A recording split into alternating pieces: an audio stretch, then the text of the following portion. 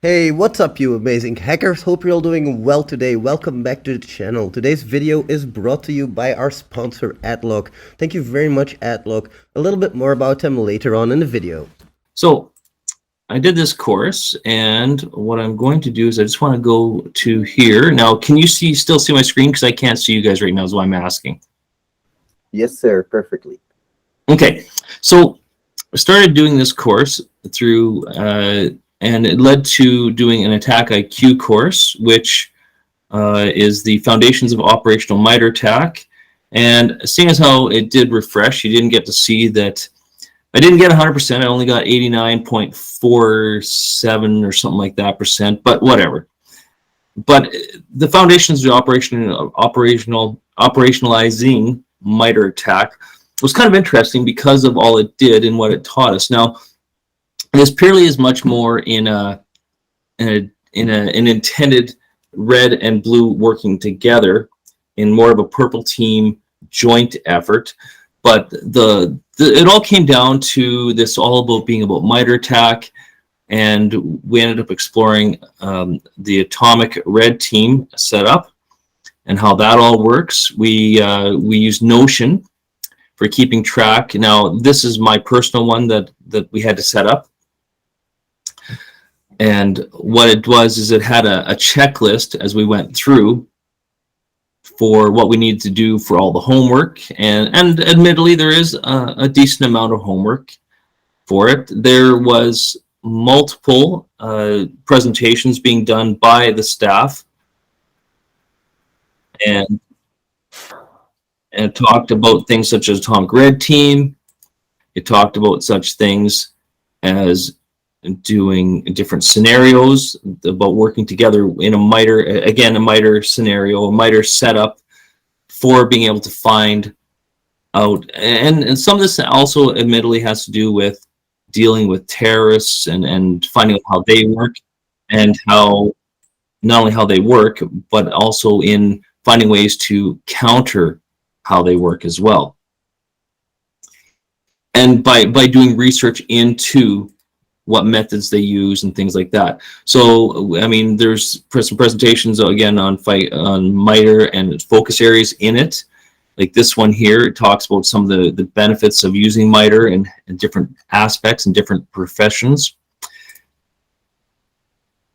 I'm just waiting for the screen to refresh here. They even, there was even during the whole process, during one of the presentations about the book about Mitre Attack for Dummies, which I haven't got yet, but I mean, it does sound like it could be kind of interesting. Now, when we went in there, it also discussed about all the different threat groups and the different ways of looking at it. And so when you look at this one, now this isn't the one that I accidentally clicked on this, but whatever, it doesn't really matter. But if you look at it, talks about here, like THRIP is an espionage group, and it talks about where they're if you look here, where they are more active, and if you look also here, which you can follow most, it talks about different types of efforts they use, and talks about their techniques, talks about different softwares they use, and has different references. And this one's actually a good one to use because it's really short. Now, it also has the attack navigator layers, which we're going to go into here in just a moment. So clicking on that would lead you to a screen like this, and what it shows, and I don't think that this is about a totally different group and about Wizard Spider, but this talks about Wizard Spider and the things that are highlighted here on the screen, because I think you see my screen and you can't see me, but the things that are highlighted are some of the things they're more known for in this process, and it goes through, and it's kind of a neat little setup. And again, now this could be useful in regards to us, the way I see it, if we know that there's a bad actor, or let's face it, a terrorist type of actor in there, and it could help us figure out ways of things that they are doing things and be able to try to counter their methods and efforts.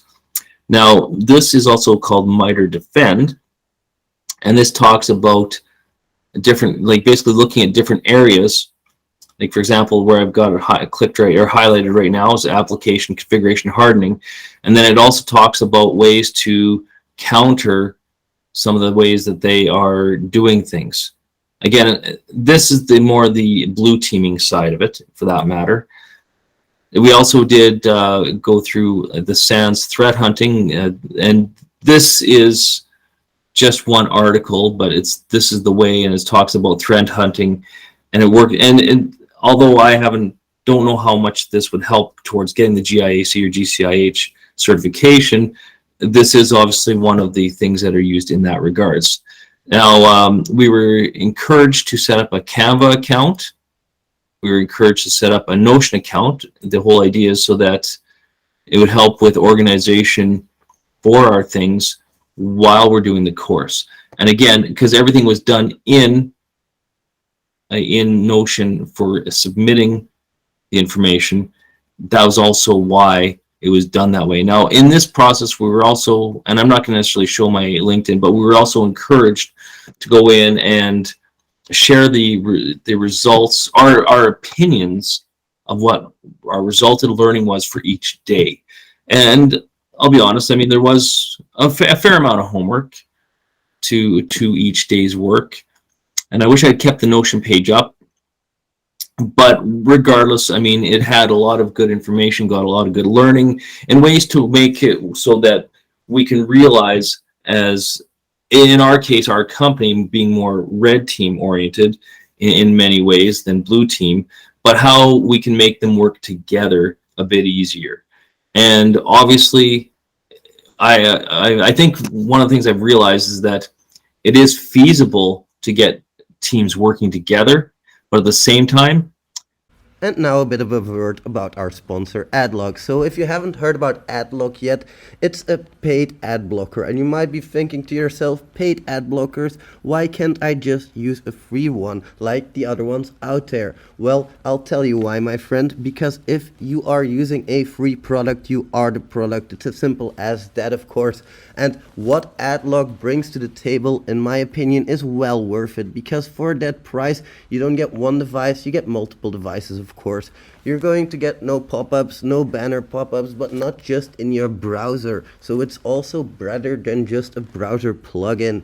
It works on your whole computer. It saves you traffic. So for those of you who are working in environments where traffic might be a little bit more precious, I know that not all of us, but some of us are living in an environment where you still have to pay a lot for internet. This might help you. It's also going to protect you against spyware and all of these harmful adverts that you see online sometimes.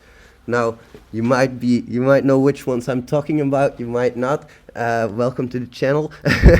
But AttackIQ also works on computers, on your mobile phones, and I have to be realistic here, it doesn't work on the full iOS operating system. It does on Android though, but on iOS, for now, it only blocks ads on Safari. So if you're tired of those ads, give this company a chance. They're not even that expensive, and if you get 5 years for 5 devices, you only pay €1.05 per month, my friends. Can you believe that? So go over to AttackIQ.com and tell them Uncle Rat sent you. It's not as easy, I think, as people realize at times to make it happen. So in the short and dirty, I guess that is my presentation. And I do actually think that the course was a good course. It really is what it comes down to, that it was being done. I think that, and now you just can't see it here, but there's actually, they also had, and I don't think this should be a big deal, they also had a website that they were using for this. And our website, they had a Slack channel for the VTF Foundations course. And so in it, they had different, like, basically it was a threat hunting course. And so basically what it was is that they had, so every, you get messages going through on different areas and, different people, they would tell you when the presentations are being done and that stuff like that to remind you for different, just so that nobody had, or so people had no excuse to miss when the presentation's done, because they weren't necessarily done at time X during the day. They were randomly organized. between Central Standard Time, between 9 and between 2 in the afternoon is typically when they had them. And then each day took roughly 3 to 4 hours of homework, with there being 1 to 2 hours of presentations every day. So I think that's pretty much all I need to say for that and in regards to that. So my presentation is now done for this. I was free, actually. It was really I was really quite impressed with that. Like, for 3 days and for how much they did share, I thought that they did a really good job for that, and especially for free. I mean, I would encourage anyone to take the threat hunting course that they have, just because of the fact that with that being free, especially, I think that it is a spectacular effort that they put through. Yeah, it was chaotic. Yeah, there were problems. Every course will have problems, but I still think that they did a pretty good job, considering they had over 4,000 people. I think when I looked, they had 4,500 people who had enrolled in that course. So it's pretty impressive. If you were to give it a rating out of 10, how much would you give that, considering the price? Especially considering price, I would give it a 9 out of 10. I would think, though, that if your team is more focused on red team. Oh, another thing I want to make a mention too is that if you are more blue team, through their setup through Mitre, you can actually have a red team able to join in conjunction with, to try and help out. So to help realize the potential for working together in more of a purple teaming fashion. Now, obviously, like, again, it doesn't always work, but with this, especially considering the subject and what it's, for dealing with terrorists and finding out how their methods are, and then trying to find ways to counteract them. I think that's actually a really good effort, a really good idea, that people should have different teams working together to try and solve the issues and resolve them as quickly as possible. That's awesome. Thank you very much. That's certainly given myself some ideas. So really appreciate the time. And everybody on YouTube, if you want this course, look in the description below. If you're looking for any of the links that Keith has shown on screen, look in the description below again. And thanks a lot for watching, and I'll see you in the next one. Bye, friends. Yeah, and if you pay attention on their on them on LinkedIn, they will have when the course comes up again, or any of their courses for that matter. After this one, I would like to believe that the other courses will be presented as well. Probably as disorganized, but as well as this one. It's awesome. Again, thanks a lot for taking the time, not only to go through the course, but also for preparing the presentation. I really appreciate it. And if anybody wants to come into contact with any of us, you let me know, because it goes through me. No communication with these guys without me. So just so you guys know. But besides, no, just kidding, of course. If you guys want to come in contact, I'll make sure that Keith leaves some kind of contact information, even if it's just his thexssrat email address. And if you have any questions, don't hesitate to send him. I'm sure he's more than happy to assist you with your queries. Absolutely.